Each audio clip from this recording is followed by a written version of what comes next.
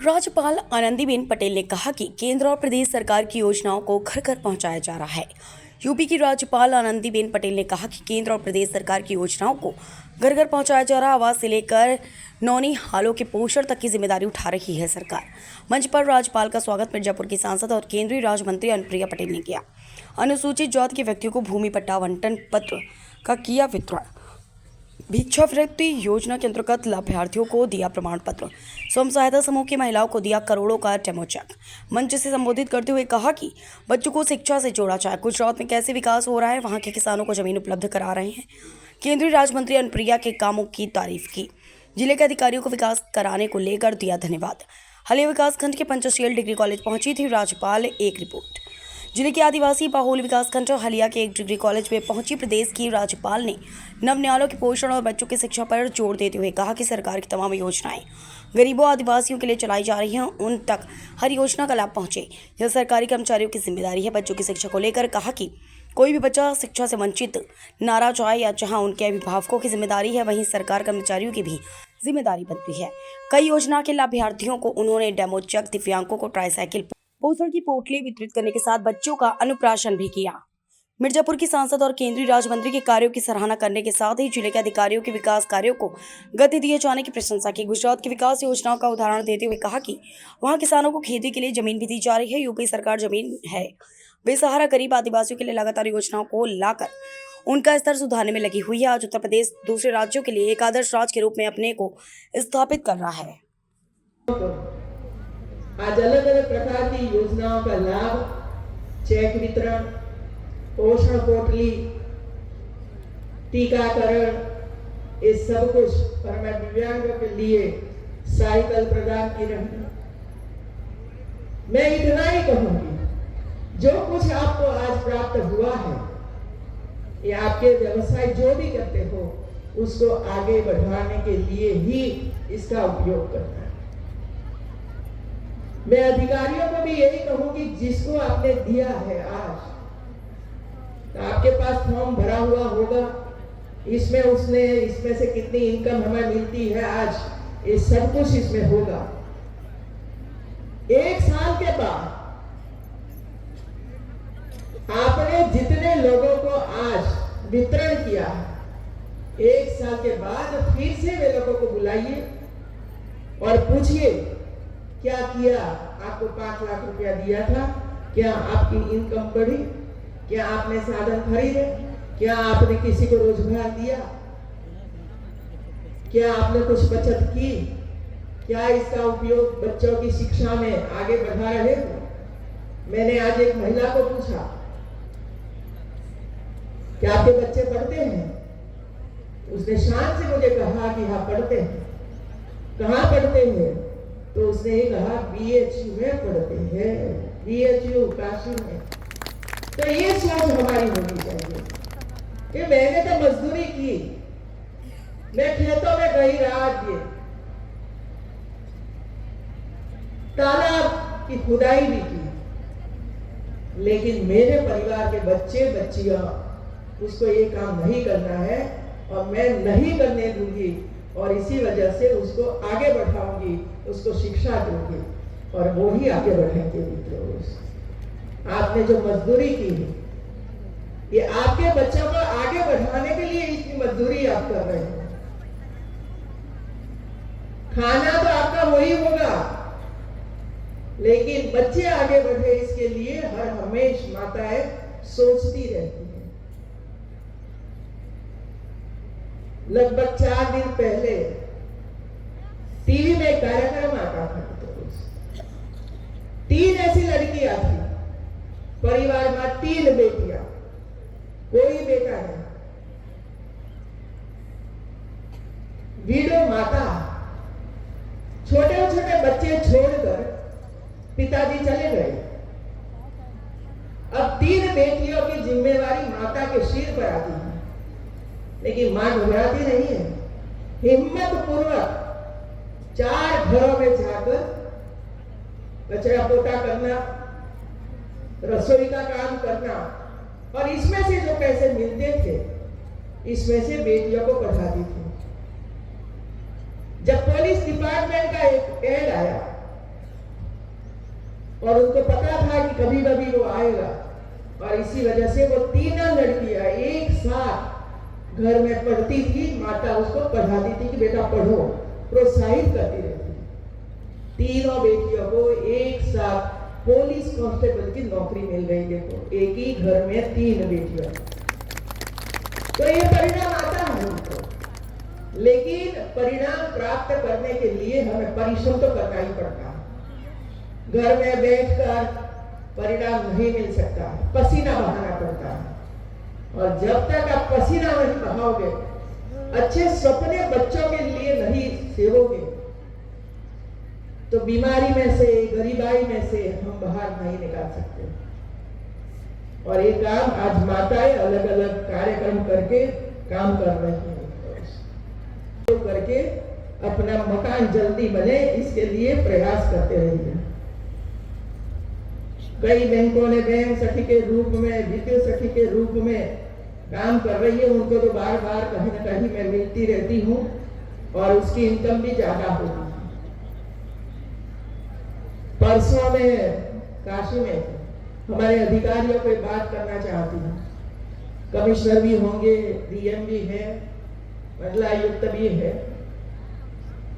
काशी के डीएम ने एक अच्छा काम शुरू किया कि जो हमारे स्वयं सहायता समूह है, जो हमारी विद्युत सखी के रूप में काम करती है, बैंक सखी के रूप में काम करती है, उनके पास पैसे आते हैं, उसका मैनेज कैसे करता और उसका उपयोग कैसे करना, ये उसको पता नहीं होने की वजह से।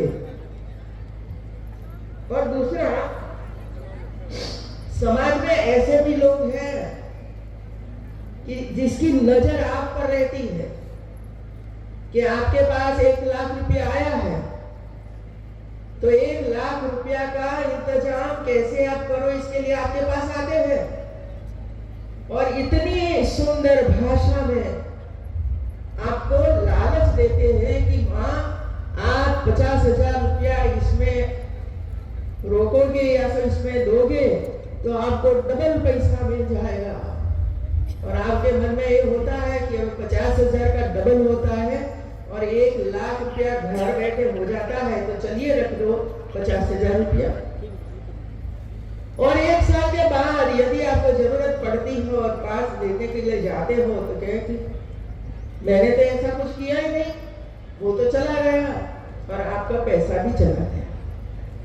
और इसीलिए स्टॉक एक्सचेंज मार्केट में ये पैसा किस तरह इसमें रखना चाहिए, इसमें से क्या फायदा होता है, इसके लिए ऐसी महिलाओं को सिखाने के लिए काशी में दोनों डीएम और सीडीओ ये काम कर रहे जा रहे हैं।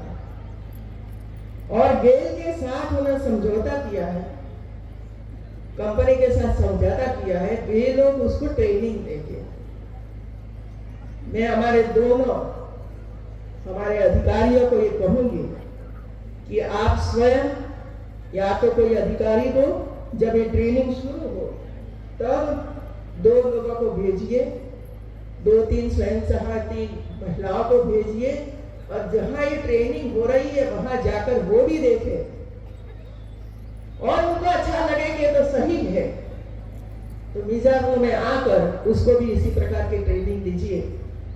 और ऐसी ही ट्रेनिंग हमारे भाइयों को भी देने की जरूरत है। मैं तो गुजरात से हूँ, गुजरात में इतना डेवलपमेंट हो रहा है, किसान अपनी जमीन दे रहा है और कई किसानों को एक साथ 5 करोड़ रुपया, 2 करोड़ रुपया एक साथ मिल जाता है। अब कभी 5 रुपया भी हाथ में नहीं था, उसके पास 5 करोड़ रुपया आ जाए तो वो तो घबरा जाता है कि इसका करूं क्या। तो उनके लिए भी गुजरात सरकार आयोजन कर रही है, किस तरह 5 करोड़ रुपया का आप मैनेज कैसे करोगे, ये सिखाने की जरूरत होती है मित्रों। तो हमारा काम ये है कि जब बदिया है, ऐसा फ्रॉड हो रहा है और हमारे गरीब प्रजा इसमें फंस जाती है और पैसे गवा देती है, इसके लिए भी हमें प्रयास करना चाहिए। और एक जगह प्रयास शुरू हुआ है तो हम उसका भी लाभ उठाए और सीखे मित्रों उसको। और आदिवासी क्षेत्र में जंगलों में जाकर काम भी करती थी, साथ में पढ़ने का काम भी करती थी। कभी इनके माता पिता ने मना नहीं किया कि आपको ये करने से क्या फायदा है। सभी में फायदा उसी समय उसी घड़ी में नहीं मिलता है। फायदा तो आगे जाते जाते जाते आपके सामने आकर खड़ा हो जाता है। और इसी वजह से हमारा दायित्व इतना ही है कि जब आपने बच्चों को जन्म दिया है तो गर्भावस्था का 9 महीना ध्यान रखिए। जो भी सहूलियत आपके पास है सरकार आपको दे रही है। जो अभी हमने अनुप्रिया जी ने बहुत ही अच्छी बात आपके समक्ष रखी है, इसका लाभ उठाइए। हॉस्पिटल में डिलीवरी करवाइए मित्रों। मैं तो भाइयों को अपील करती हूँ कि आपकी फर्ज है कि आपकी पत्नी को समय से हॉस्पिटल तक पहुंचाओ, डिलीवरी हो, इसका प्रबंध करिए मित्रों। आप छूट नहीं सकते हैं इसमें से। और ये काम जो आप करोगे तो कोई महिला का रास्ते में डिलीवरी नहीं हो जाएगी। समय से ही हॉस्पिटल में पहुंचाना आपका कर्तव्य बनता है। और इसके बाद जन्म के बाद जो काम करना है वो परिवार को करना है। चाहे टीका लगाना हो, चाहे 8 महीने के बाद उसका अन्नप्राशन करवाना हो, या उसका अच्छा भोजन का प्रबंध हो, जो राज्य सरकार कांग्रेस सरकार आंगनवाड़ी में करती है, घर तक पहुंचाती है। सगर्भा माता और धात्री माता दोनों भी उसी समय जो कुछ भारत सरकार केंद्र सरकार से मिलता है उसका सही उपयोग करिए और बच्चों को आगे बढ़ाइए। फिर स्कूल, तो ये एक क्रमबद्ध तरीका है बच्चों को आगे बढ़ाने के लिए, शिक्षा के लिए और हेल्थ के लिए। कोई बच्चा कुपोषित न रहे, इसकी जिम्मेवारी परिवार की तो है ही, साथ में सरकार की भी है। और दोनों मिलकर ये काम करेंगे तो ये कुपोषण से हमारा समाज मुक्त हो जाएगा। भूमि पट्टा, एक घर के लिए भूमि पट्टा दिया गया, जो पीएम आवास योजना, सीएम आवास योजना के तहत आपको ये पैसा मिलेगा। आप शांति से अपना घर बनाइए और पूरी जिंदगी आनंद से इसमें बिताइए। कड़ी मजदूरी करने के बाद भी और 50 साल 60 साल की उम्र बीत जाती है, फिर भी हम हमारा घर नहीं बना पाते और किराया पर कच्ची झोपड़ी में बारिश में ऊपर से पानी गिरता है, ठंडी में रह नहीं सकते हैं। ऐसे स्थिति में बच्चों के साथ आप रहते हैं। और इसी वजह से भारत सरकार के हमारे प्रधानमंत्री जी ने पीएम आवास योजना की शुरुआत की और आज करोड़ों लोगों को अपना घर मिला है। इसमें जो बचे हुए हैं उनको लगातार दिया जाता है। अलिया विस्तार का जो आदिवासी विस्तार है और ये पंचशील स्कूल के मैदान में इतना बड़ा कार्यक्रम आयोजित हुआ है और ये कार्यक्रम के लिए मैं जिला प्रशासन को बहुत बहुत बधाई देती हूँ। राज्य सरकार या केंद्र सरकार की जितनी योजनाएं हैं, सभी लाभार्थियों को ढूंढकर उसके घर तक पहुंचकर उसको जो लाभ मिलने वाला है वो लाभ उसको मिले, इसके लिए प्रयास करते हैं। और एक ही स्थान पर सबको इकट्ठा करके ये लाभ उसको प्रदान होता है। मित्र, ये जो काम कर रहे हैं इसमें ज्यादातर जो समाज में पिछड़ा वर्ग है जिसके पास कौशल है लेकिन आर्थिक स्थिति खराब होने की वजह से वो कौशल को आगे नहीं बढ़ा पाते हैं और पिछड़ा ही रह जाते हैं। और इसी वजह से हर ऐसे लाभार्थी के लिए, ऐसे लोगों के लिए, महिलाओं के लिए, युवाओं के लिए, किसानों के लिए, कारीगरों के लिए, मजदूरों के लिए अलग अलग प्रकार की योजनाओं बनाकर आप तक पहुंचाने का प्रयास हो रहा है। आज भी आपने देखा, सबसे पहले हमारे जो छोटे छोटे बच्चे, वो बच्चों ने एक स्वागत गीत गाया और हम सबका स्वागत किया। इस सभी बच्चों को मैं बहुत बहुत धन्यवाद देती हूँ, आशीर्वाद देती हूँ कि बच्चे आगे बढ़े और आगे बढ़ने के लिए उसको शिक्षा की जरूरत होती है, उसको स्वास्थ्य की जरूरत होती है। और इसी वजह से हमारा एक दायित्व बनता है, फर्ज होती है कि हम ऐसे बच्चों को सबसे पहले आंगनवाड़ी में भेजें। 3 साल से लेकर 6 साल की उम्र वाले सभी बच्चे आंगनवाड़ी में आए, भोजन मिले, खेलने के लिए कुछ साधन मिले, लिखने के लिए कुछ पाटी पेन मिले, और धीरे धीरे करके पढ़ते पढ़ते ऐसे स्थान पर पहुंचे जो आज भारत की राष्ट्रपति द्रौपदी मुर्मू तक पहुंचे।